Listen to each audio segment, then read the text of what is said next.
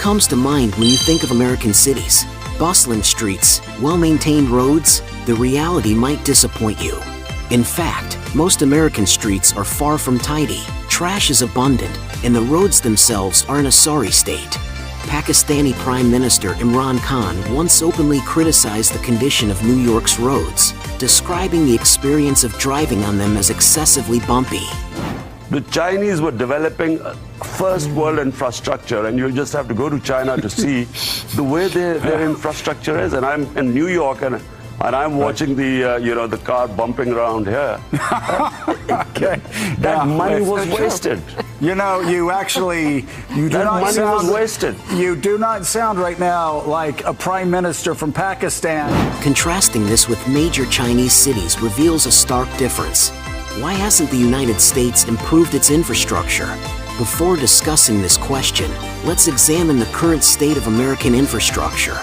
From a statistical perspective, the United States has a commendable level of infrastructure. In terms of highways, it boasts a total length of 6.85 million kilometers, over 1 million kilometers more than China, perfectly befitting its status as a global superpower. However, a significant portion of these highways were constructed a century ago, while many others were built between the 1950s and 1980s. Very few new roads have been built. It's not difficult to imagine the poor condition of American highways, with potholes being a common occurrence.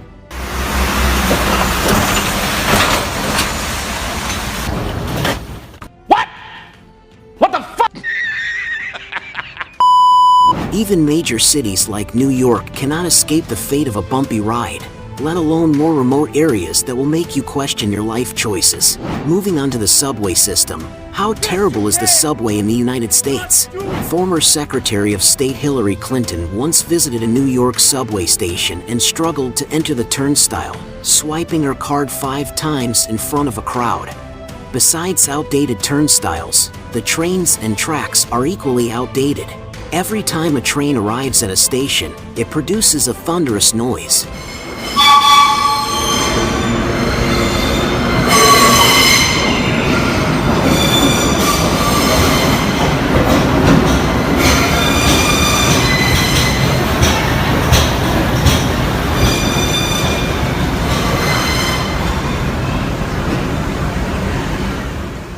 Listen, the thunderous roar emitted by the US subway when it arrives at the station is like an airplane taking off, and the noise it produces is highly discomforting.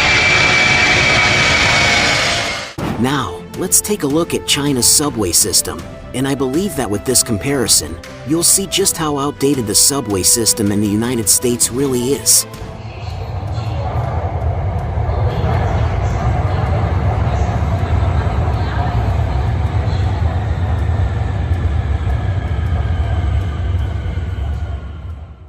So, with a subway system as outdated as the one in the United States, do you still expect it to excel in other aspects? It's slow, often delayed, and gives people the constant feeling that the train could break down at any moment.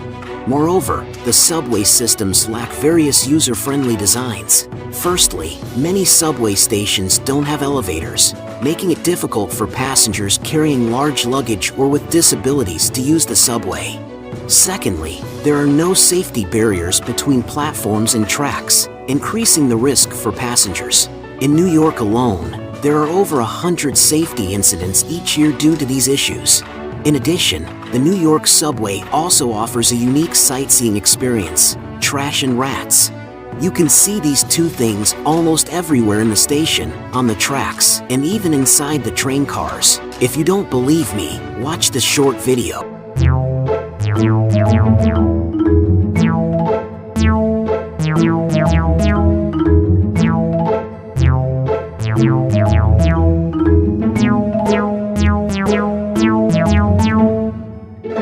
Oh God, please, no! No!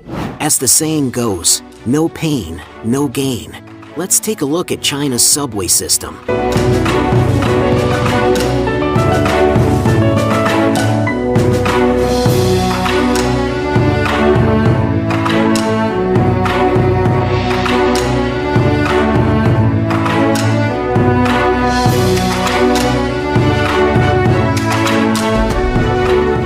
The waiting halls are spacious and brightly lit, with smooth and clean floors that reflect people's images clearly.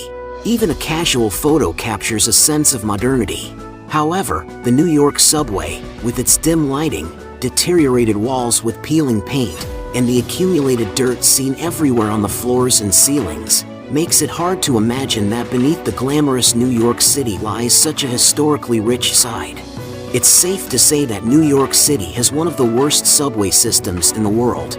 The poor state of the subway system extends to trains and airports as well. Remember the recent train derailment in Ohio? Well, the U.S. Secretary of Transportation, Pete Buttigieg, wasn't surprised at all. Why? Because there are around 1,000 train derailments in the United States every year, but the one in Ohio received the most attention. The situation is similar for airports and train stations, which are plagued by issues of dirt, outdated facilities, and aging infrastructure. However, these issues aren't the most severe problems in the United States. More severe issues are found in bridges, power grids, and dams. In early 2021, Texas experienced widespread water and power outages due to extreme cold weather. In June of the same year, an apartment collapse in Miami claimed the lives of 94 people. In 2020, 2 dams in Michigan burst. Tragedies caused by aging infrastructure are countless in the United States.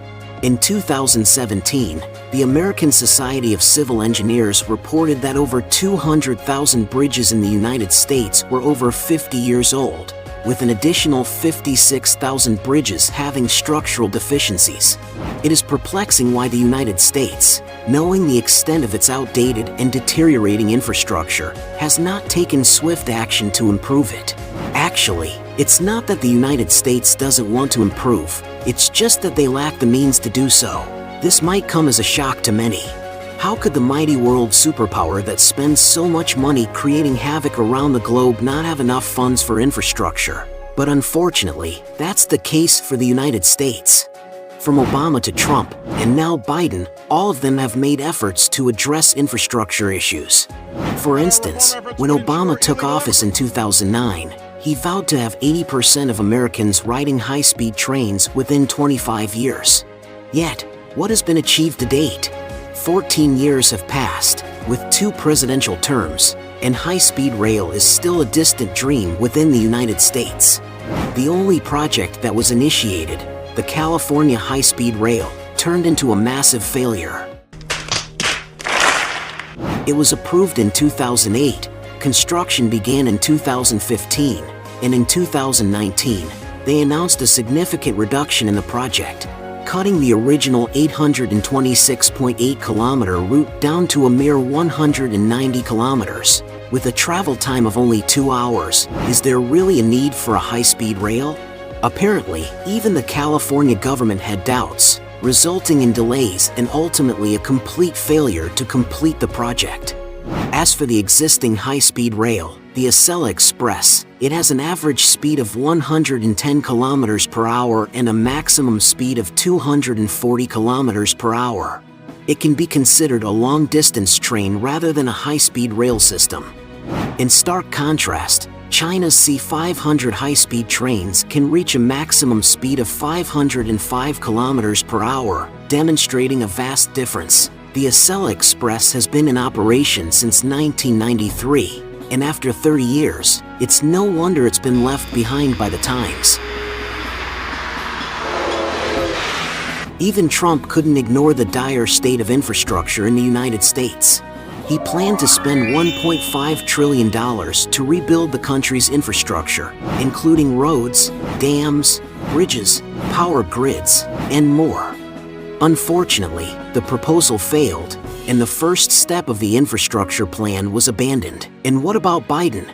As soon as he took office, he introduced the Reconstruction for a Better Future Act, which not only incorporated the infrastructure plan from the Trump era, but also included the field of renewable energy, with a budget of $2 trillion. In fact, it's the largest American jobs investment since World War II. It will create millions of jobs, good-paying jobs. It will grow the economy, make us more competitive around the world, promote our national security interest, and put us in a position to win the global competition with China in the upcoming years. It's big, yes. It's bold, yes. And we can get it done. However, like his predecessors, Biden faced a significant challenge. There was no money. Despite the wealth of the United States, where did all the money go? Military spending, scientific research projects, provoking other countries, the list goes on. As for infrastructure and welfare, these initiatives are continuously delayed because they are not considered priority projects in the United States. So Biden came up with a solution: increasing corporate taxes.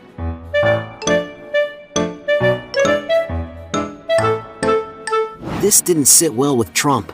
Are our leaders? How stupid are these politicians to allow this to happen? How stupid are they? After working tirelessly for 4 years to reduce corporate taxes from 35% to 21%, he couldn't believe that as soon as he stepped down, Biden planned to raise them to 28%. It felt like a robbery. Moreover, Biden's infrastructure plan was touted as a means to compete with China, but with increased corporate taxes, it's unlikely that anything substantial will be accomplished.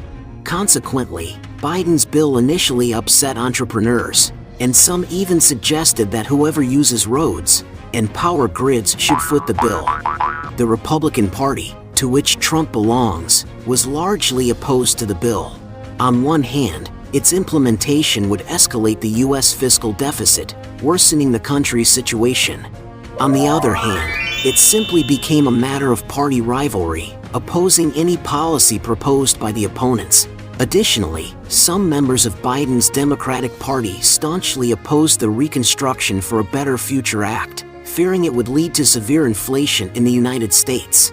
While their reasons may sound valid, it's clear that personal interests play a significant role in their opposition. Despite the convoluted process, the infrastructure bill was eventually passed due to popular demand. The only downside was that the bill's budget plummeted to $1.2 trillion.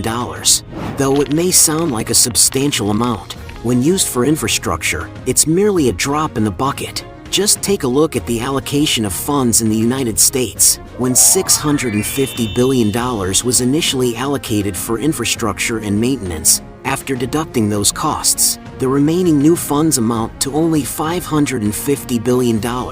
Out of that, $110 billion is designated for major road and bridge projects, $66 billion for railway construction, $73 billion for power grid expansion and updates, and so on.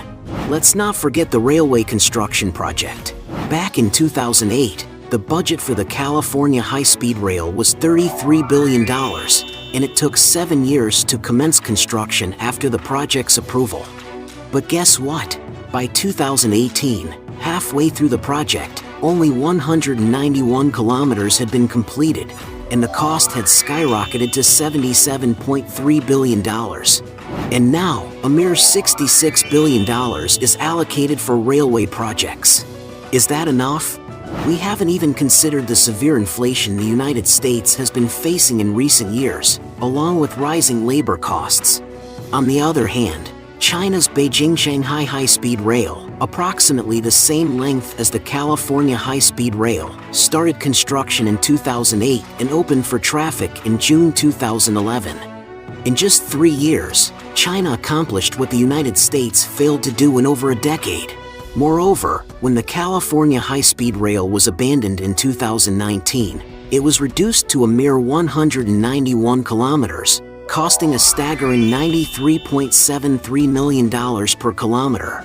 In contrast, China's Beijing-Shanghai high-speed railway had a total investment of 220.9 billion yuan, with a construction cost of approximately 167 million yuan per kilometer. In terms of cost, the United States spent 4 times more than China but failed to complete the project. The gap in infrastructure between China and the United States is vividly apparent. China's infrastructure level is not only reflected in this aspect. For example, in January 2018, the Longyan railway station in Fujian underwent a major renovation in just one night without disrupting travel the next day. In 2017, more than 200 excavators in Nanshan worked together to dismantle the Long Langmyo overpass, a 589-meter-long structure, in just 8 hours. It was an extraordinary feat. Let's not forget the Laishanshan Hospital in Wuhan, built in 12 days, or the even faster construction of Huashanshan Hospital in 10 days. And who can forget the 30,000-ton passenger station that was moved 288 meters without being demolished, a remarkable display of engineering prowess. Out of the 10 tallest buildings in the world, China claims 6. Particularly in recent years, China has made extensive efforts in infrastructure construction.